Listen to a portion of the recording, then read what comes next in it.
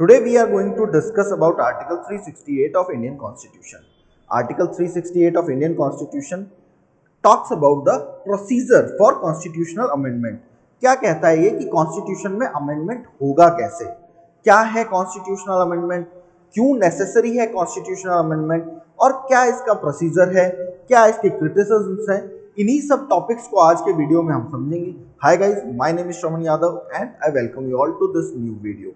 तो आज हम वीडियो स्टार्ट करते हैं और समझते हैं कि आर्टिकल 368 और इंडियन कॉन्स्टिट्यूशनल अमेंडमेंट एक्ट मतलब how Indian constitution can be amended, उसे समझेंगे हम आज के वीडियो में।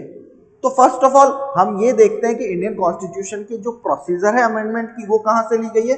तो वो हमने ली है साउथ अफ्रीकन कॉन्स्टिट्यूशन से। The procedure of amendment is taken from the south African constitution. कौन से पार्ट में है?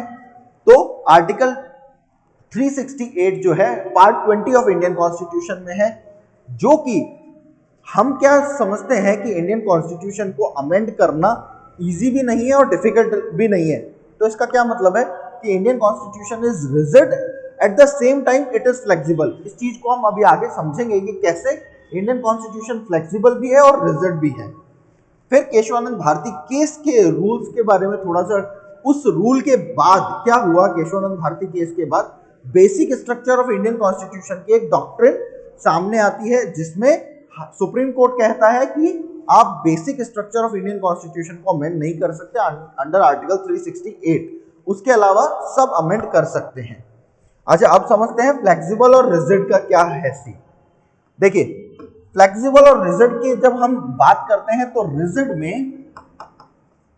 रिजिड में हम एग्जांपल लेते हैं यूएस कॉन्स्टिट्यूशन का, and when we talk about flexible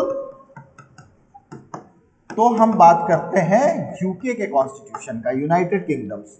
तो यूएस के कॉन्स्टिट्यूशन को अमेंड करना बहुत डिफिकल्ट है, वहीं हम उसी टाइम एग्जैक्ट सेम टाइम पे यूके के कॉन्स्टिट्यूशन की बात करते हैं तो उसे अमेंड करना बहुत सिंपल है। कैसे कि यूके के कॉन्स्टिट्यूशन को अमेंड करने के लिए एक सिंपल मेजॉरिटी की जरूरत होती है हाउस में, वाइल यूएस के कॉन्स्टिट्यूशन को अमेंड करने के लिए आपको एक स्पेशल मेजॉरिटी की 2/3 मेजॉरिटी की जरूरत होती है, एंड उसी के साथ 2/3 स्टेट्स की भी आपको असेंट चाहिए होती है, जो कि यूके के कॉन्स्टिट्यूशन में रिक्वायर्ड नहीं है। अब इंडियन कॉन्स्टिट्यूशन की बात करते हैं कि वो फ्लेक्सिबल भी कैसे है और rigid at the same time. Flexible and rigid कैसे है? हमने दो एक्सट्रीम एंड्स को समझ लिया, फ्लेक्सिबिलिटी के और रिजिडिटी के। तो इसमें क्या है, इंडियन कॉन्स्टिट्यूशन में हम बात करेंगे स्पेशल मेजॉरिटी की। स्पेशल मेजॉरिटी क्या है? What is this special majority? तो स्पेशल मेजॉरिटी क्या है कि जो बिल है वो पास जो होगा, कॉन्स्टिट्यूशनल अमेंडमेंट बिल जो है वो स्पेशल मेजॉरिटी से पास होगा।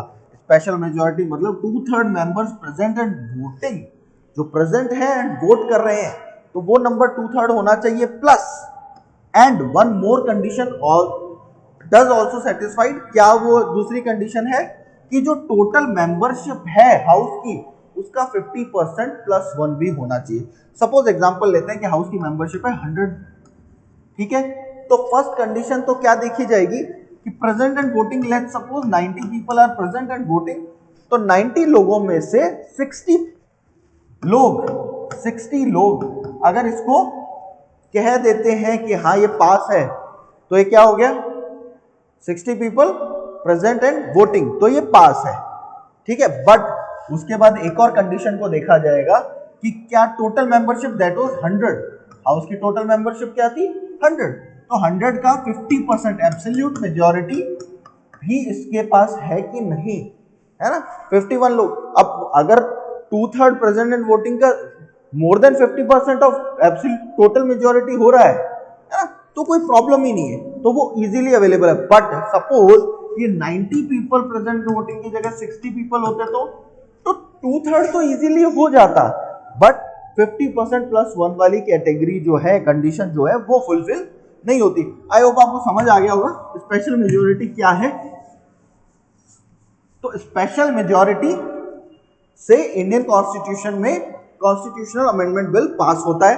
अच्छा, ये एक कंडीशन है, इफ फेडरल स्ट्रक्चर में कुछ चेंज से रिलेटेड कोई आर्टिकल है, कुछ अमेंडमेंट बिल है कि जो चेंज करना चाहता है फेडरल स्ट्रक्चर में, तो उस सिचुएशन में 50% स्टेट्स की असेंट की भी जरूरत होती है। यहाँ पे असेंट का मतलब है कि वो सिंपल मेजोरिटी से स्टेट लेजिस्लेचर्स उस बिल को पास करें, तो 50% उनकी भी रिक्वायरमेंट होती है अगर फेडरल स्ट्रक्चर या फेडरल लॉ से रिलेटेड कोई भी बिल है, जैसे जीएसटी फॉर एग्जांपल, क्योंकि जीएसटी स्टेट के रेवेन्यू को भी इंपैक्ट कर रहा था। फेडरल स्ट्रक्चर में कुछ भी इंपैक्ट होगा तो उसके लिए स्टेट्स की हमको असेंट की रिक्वायरमेंट होती है। सिंपल मेजोरिटी क्या होती है कि when bill pass by 50% of present and voting members. जैसे अभी अपन ने एग्जांपल देखा कि प्रेजेंट एंड वोटिंग 90 लोग थे 100 में से, उसमें से अगर 45 प्लस 1 46 लोग उसको पास कर देते हैं तो पास हो जाएगा। देन उसके बाद एब्सोल्यूट मेजोरिटी, अभी हमने बताया था हाउस की जो नंबर है 100 था, तो अभी प्रेजेंट एंड वोटिंग का 50% नहीं, हाउस का जो नंबर है उसकी एब्सोल्यूट मेजोरिटी 50% प्लस 1, तो 51 लोग अगर होते हैं तो वो पास हो जाएगा। स्पेशल मेजोरिटी हम समझ ही चुके हैं।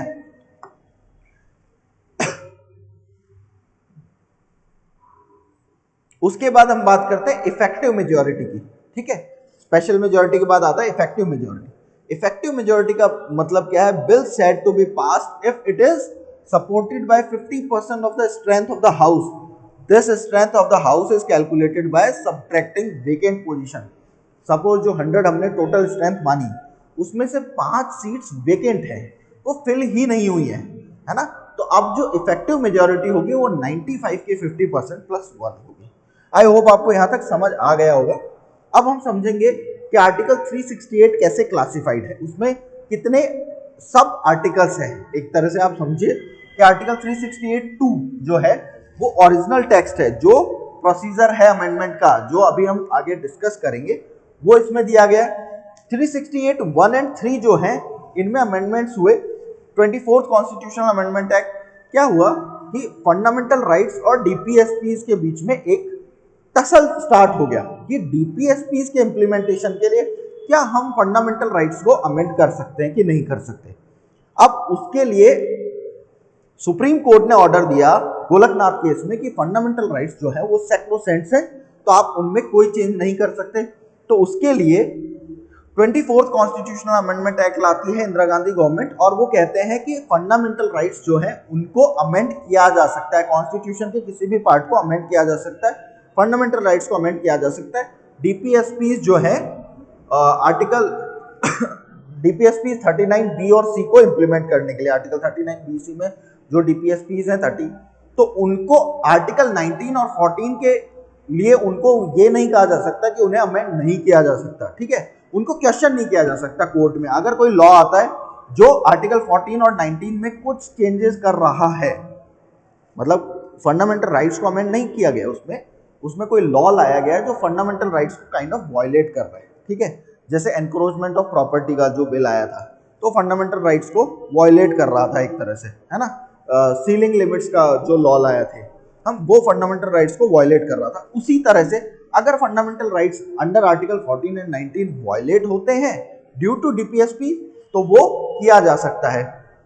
ये ओवररूल करने के लिए लाया गया। फिर केशवानंद भारती केस में सुप्रीम कोर्ट ने बोला, फिर वापस से 42nd कॉन्स्टिट्यूशनल अमेंडमेंट एक्ट आया केशवानंद भारती के इफेक्ट्स को ओवररूल करने के लिए। उसमें केशवानंद भारती केस ने कहा कि आप बेसिक स्ट्रक्चर को अमेंड नहीं कर सकते और कुछ भी कर सकते हो। तो 42nd कॉन्स्टिट्यूशनल अमेंडमेंट एक्ट में क्या कहा गया कि आर्टिकल 368 के अंदर किसी भी चीज को अमेंड किया जा सकता है कॉन्स्टिट्यूशन की, एंड ये जुडिशियल रिव्यू के पर्व्यू से भी बाहर होगा। मतलब इसे क्वेश्चन भी नहीं किया जा सकता कोर्ट में, बट इसे अनकॉन्स्टिट्यूशनल और वॉइड डिक्लेयर कर दिया गया मिनर्वा मिल्स केस 1980 में, ठीक है। आई थिंक आपको यहां तक ये क्लैरिटी हो गई होगी। अब हम प्रोसीजर देख लेते हैं कि कॉन्स्टिट्यूशनल अमेंडमेंट बिल जो है वो एक्ट कैसे बनता है, कैसे कॉन्स्टिट्यूशन में अमेंडमेंट होता है। पहले एक बिल लाया जाता है, किसी भी हाउस में लाया जा सकता है, राज्यसभा और लोकसभा, आएगा सिर्फ पार्लियामेंट में, स्टेट लेजिस्लेचर में नहीं आएगा, ये समझ लो आप। तो किसी भी हाउस में बिल लाया जा सकता है, ठीक है, राज्यसभा या लोकसभा में कोई भी ला सकता है, प्राइवेट मेंबर और मिनिस्टर दोनों में से कोई भी ला सकता है। नेक्स्ट, प्रेसिडेंट की परमिशन की रिक्वायरमेंट नहीं होती इसके लिए। Bill must be passed in each house of parliament, दोनों हाउस में स्पेशल मेजॉरिटी से बिल पास होना चाहिए, तभी वो कहाँ जाएगा, प्रेसिडेंट के पास जाएगा, स्पेशल मेजोरिटी से पास हो जाता है तो फिर each house must pass the bill separately, अलग अलग पास करेंगे। If there is any disagreement there is no provision of joint sitting, अगर कोई डिसएग्रीमेंट होता है राज्यसभा और लोकसभा के बीच तो कोई प्रोविजन नहीं है जॉइंट सिटिंग का, ठीक है। If the bill seeks to amend the provisions of constitution it must be ratified by state legislature.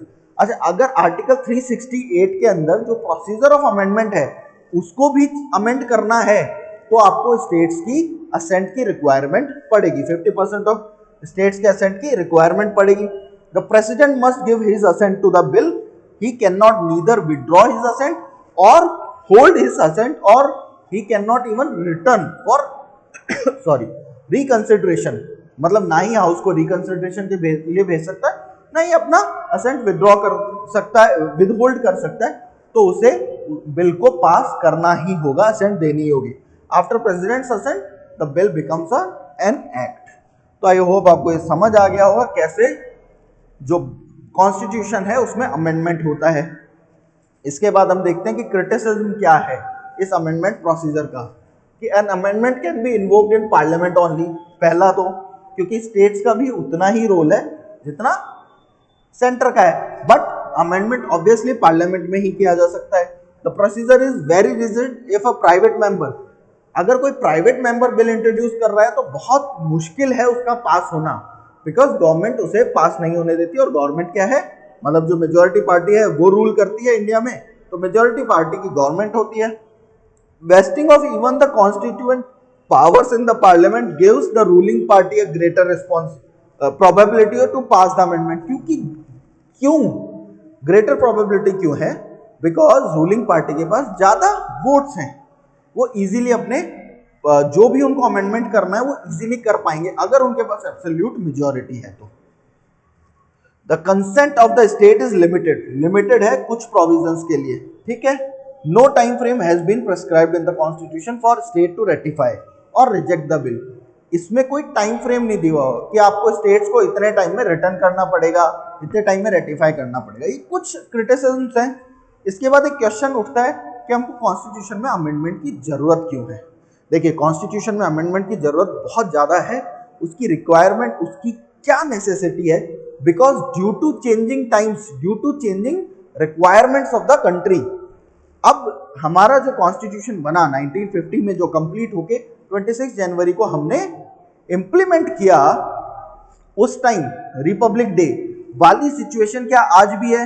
आज बहुत सी चीजें चेंज हो चुकी हैं, आज सिनेरियोस बदल चुके हैं। तो चेंजिंग टाइम्स के साथ हमें कॉन्स्टिट्यूशन में भी चेंज करने की जरूरत है। इसीलिए हमारे फाउंडिंग फादर्स जो हैं कॉन्स्टिट्यूशन के, उन्होंने ये प्रोसीजर रखा कॉन्स्टिट्यूशन अमेंडमेंट का, कि कॉन्स्टिट्यूशन में विद टाइम जो चेंजेस हैं वो किए जा सकें। जो भी नई रिक्वायरमेंट्स हमारे सामने आती हैं, कोई नई प्रॉब्लम सामने आती है, कुछ भी नया चेंज है जिसको हमें कॉन्स्टिट्यूशन में इनकलकेट करने की जरूरत है, कुछ नए चेंजेस को इम्बाइब करने की जरूरत है for better governance, for better implementation of execution of policies of government, उनके लिए हमको कुछ चेंजेस करने की रिक्वायरमेंट है। तो उसके लिए कॉन्स्टिट्यूशनल अमेंडमेंट बहुत जरूरी है।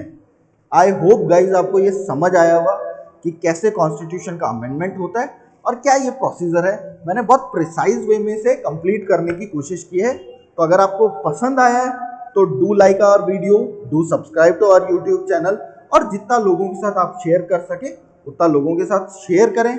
अगर आप ये PDF चाहते हैं या फिर हमारे जो द हिंदू एडिटोरियल एनालिसिस के PDF चाहते हैं तो हमारे आप टेलीग्राम चैनल को ज्वाइन कर सकते हैं, वहाँ पे आपको PDF अवेलेबल हो जाती है। आई होप गाइज आपको वीडियो समझ आएगा हो। थैंक यू, नमस्कार, happy new year to all.